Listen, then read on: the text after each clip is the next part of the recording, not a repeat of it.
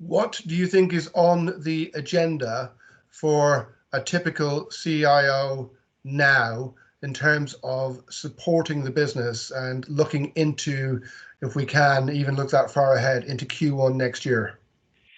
I think I go back to the comment I made earlier about fast. So it's still fast, as I said. I think the sort of the nature of the fast or the speed is different now. So it's a lot more deliberate. There's a lot more, sort of thought and discipline going into the fast.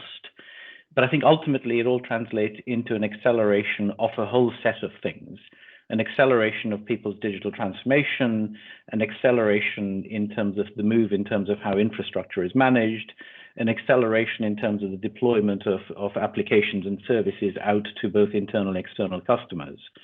And I think many things that people might have previously thought, well, this is something that we'll probably do in 2022 or 23, have been pulled into 2021.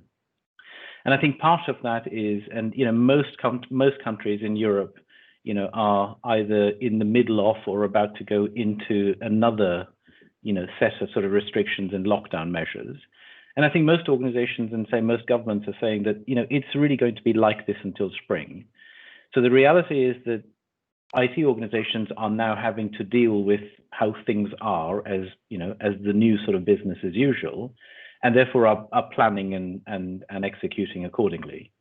And I think to some sort of specific points, because digital transformation is a very broad topic. I think it largely, especially in the context of sort of data centers and IT environments, I think it largely falls into two areas.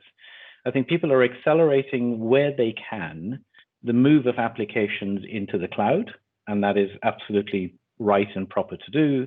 But they're also looking to see what they can do to make legacy and existing on-premise applications, much more efficient.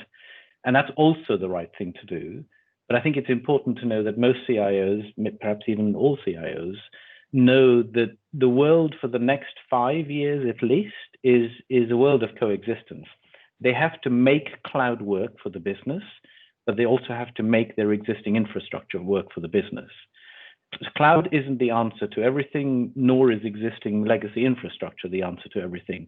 They need both to run. They need both because both are critical to, how organizations need to A, do what they have always done, but also be in the business of being able to deliver new services and applications, to new business customers internally and new customers externally.